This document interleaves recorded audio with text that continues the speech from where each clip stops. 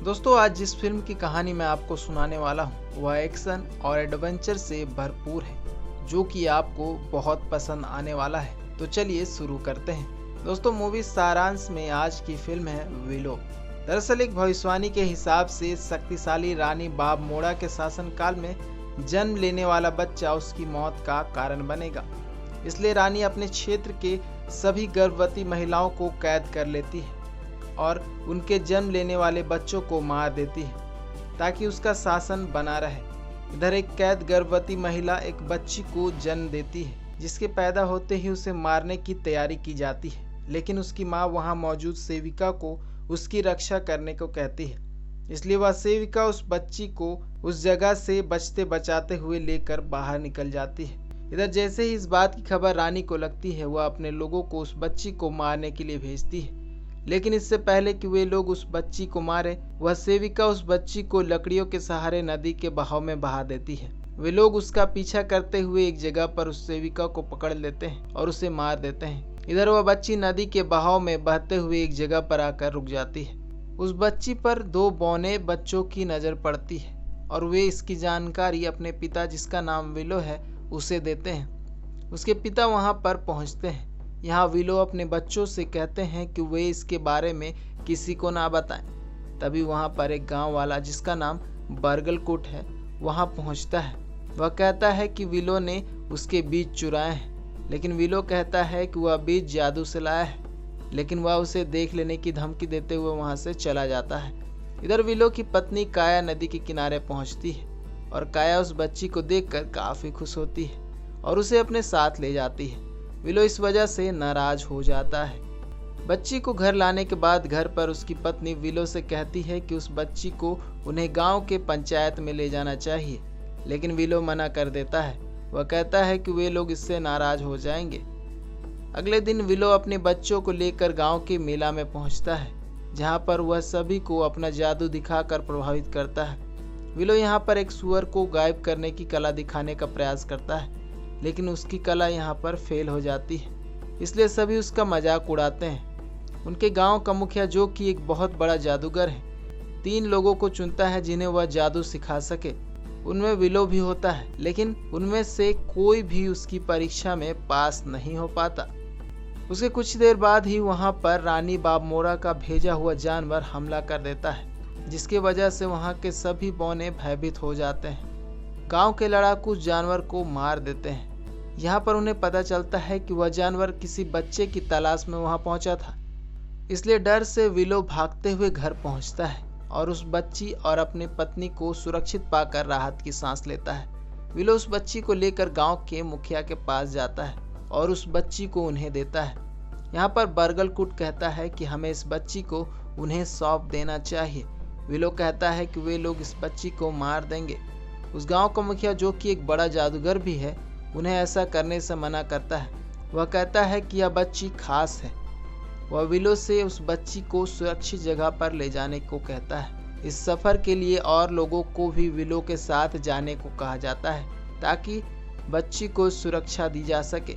इसके बाद वे लोग उस बच्ची को ले जाने की तैयारी करते हैं और सभी तैयारियों के बाद वे लोग अपने सफ़र पर निकल जाते हैं। काफ़ी दूर चलने के बाद एक जगह पर वे लोग रुक कर आराम करने लगते हैं। वहीं दूसरी ओर रानी बाब मोड़ा अपने लोगों को उस बच्ची को जल्दी ढूंढने को कहती है। वह कहती है कि वह उस बच्ची की रूह को अपने कब्जे में कर लेगी ताकि वह अमर हो सके। इधर बाब मोड़ा के सैनिक उन लोगों का पीछा करते हुए इस जगह के पास पहुंच जाते हैं। वे लोग उनसे बचने के लिए झाड़ियों में छुप जाते हैं और उनके चले जाने के बाद वे लोग अपना सफ़र फिर से शुरू कर देते हैं। वे लोग चलते हुए एक जगह पर पहुँचते हैं, जहाँ पर एक व्यक्ति को कैद कर रखा गया होता है। वह व्यक्ति उन लोगों से उसे छुड़ाने को कहता है, लेकिन विलो उसे नहीं छुड़ाता। वह व्यक्ति कहता है कि वह उस बच्ची की सुरक्षा करेगा। बरगलकुट कहता है कि हमें उस बच्ची को उसे दे देना चाहिए, लेकिन विलो उसकी बात नहीं मानता। इसलिए बरगलकुट गुस्सा होकर अपने सभी लोगों को लेकर वहां से चला जाता है। इधर विलो और उसका दोस्त वहीं पर रुक जाता है और रात भर वहीं रुकने के बाद अगली सुबह विलो को एक सेना उस ओर आती हुई दिखाई देती है। वह उन लोगों से उस बच्ची को रखने को कहता है, लेकिन वे लोग कहते हैं कि उसे इस बच्ची को किसी महिला को सौंप देना चाहिए। इसके बाद वे लोग वहां से चले जाते हैं। इसके बाद विलो को उस व्यक्ति से काफी देर बात करने के बाद पता चलता है कि उसका नाम मैड मार्टिगन है। विलो उसे बाहर निकालता है और उस बच्ची को उसे दे देता है ताकि वह उस बच्ची को सुरक्षित जगह पर ले जा सके। इसके बाद विलो खुशी खुशी वहां से चला जाता है।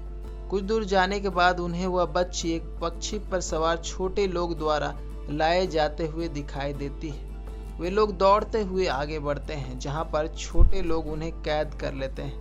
उसके बाद यहाँ पर उन्हें एक महिला की रूह बताती है कि उस बच्ची का नाम एलोरा डैनन है। वह विलो से कहती है कि उसे उस बच्ची की रक्षा करनी होगी और एक सुरक्षित स्थान पर पहुंचाना होगा। विलो ऐसा करने से मना करता है, लेकिन वह कहती है कि एलोरा ने उसे ही चुना है। वह उसे बाबमोड़ा के बारे में सारी बातें बताती है और उसे एक जादूगर फिन राजेल के पास जाने को कहती है। साथ ही उसे एक जादू की छड़ी भी देती है। अगली सुबह विलो अपने दोस्त और 2 छोटे लोगों के साथ आगे की ओर बढ़ता है और एक बस्ती में पहुंचता है जहां पर उसे मैड मार्टिगन भी दिखाई देता है। वह उसे देखकर उस पर काफी नाराज होता है कि उसने उस बच्ची की रक्षा नहीं की। उस बच्ची को ढूंढते हुए बाबमोड़ा के सैनिक भी वहां पहुंच जाते हैं। वे लोग उस बच्ची को ढूंढने लगते हैं, लेकिन मैड मार्टिगन उस बच्ची को लेकर विलो के साथ वहां से भाग जाता है। वे लोग उसका पीछा करते हैं लेकिन उन्हें पकड़ नहीं पाते। वे लोग सभी से पीछा छुड़ाते हुए आगे बढ़ जाते हैं। वे लोग आगे बढ़ते हुए एक आइलैंड के पास पहुंचते हैं जहां पर फिन राजेल नाम की मशहूर जादूगर रहती है। विलो उसे ढूंढते हुए वहां जाता है, लेकिन वहां जाने के बाद उसे पता चलता है कि बाबमोड़ा ने उसे अपने जादू से अपोजम बना दिया है। यहाँ राजेल विलो से कहती है कि वह छड़ी की सहायता से जादू कर उसे उसके असली रूप में ले आए, लेकिन विलो कहता है कि वह एक किसान है और वह हल्के फुल्के ट्रिक्स जानता है, वह ऐसा नहीं कर सकता। तभी वहां पर बाबमोड़ा के सैनिक आ जाते हैं और उन सभी को कैद कर ले जाते हैं। शाम हो जाने की वजह से वे लोग एक जगह पर कैंप डालकर रुक जाते हैं। यहाँ पर एक बार फिर से राजेल विलो से कहती है कि वह उसे उसके असली रूप में ले आए, इसलिए विलो उसके बताए हुए मंत्र का इस्तेमाल करते हुए उसे उसके असली रूप में लाने का प्रयास करता है, लेकिन वह ऐसा नहीं कर पाता और राजेल कौवा में तब्दील हो जाती है।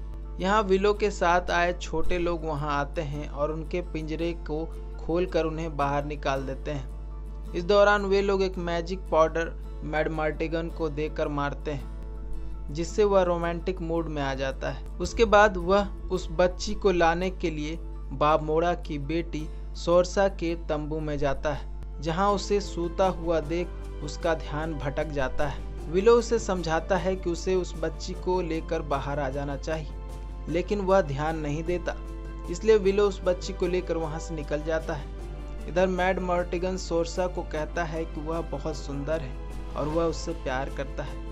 तभी उसके सैनिक विलो को पकड़कर वहां आते हैं, लेकिन मैड मार्टिगन उन्हें चकमा देकर वहां से बच्ची को लेकर भाग जाता है।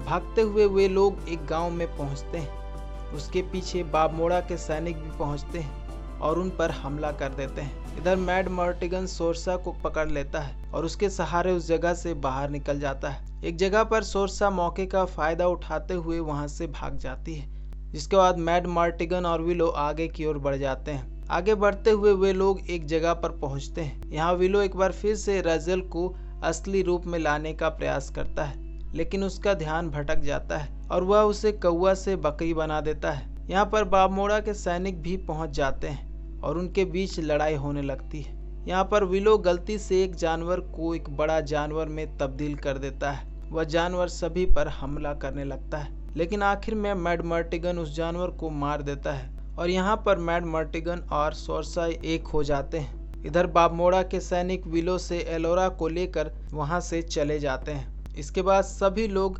बाबमोड़ा के महल के पास पहुंचते हैं। बाबमोड़ा वहां पहुंचे सभी लोगों को अपने जादू से सुअर बना देती है और एलोरा की रूह को काबू करने के लिए प्रक्रिया आरंभ करती है। इधर काफी प्रयास के बाद विलो राजेल को असली रूप में ले आता है। अपने असली रूप में आते ही राजेल सभी को उनके असली रूप में ले आती है। इसके बाद वे लोग एक प्लान बनाकर महल के पास पहुंचते हैं और उन लोगों को गेट खोलने के लिए उकसाते हैं। उनके उकसाने पर वे लोग गेट खोल देते हैं। गेट के खुलते ही वहां पर छुपे सभी लोग महल में प्रवेश कर जाते हैं और अंदर पहुंचने पर दोनों ओर से घमासान युद्ध होता है।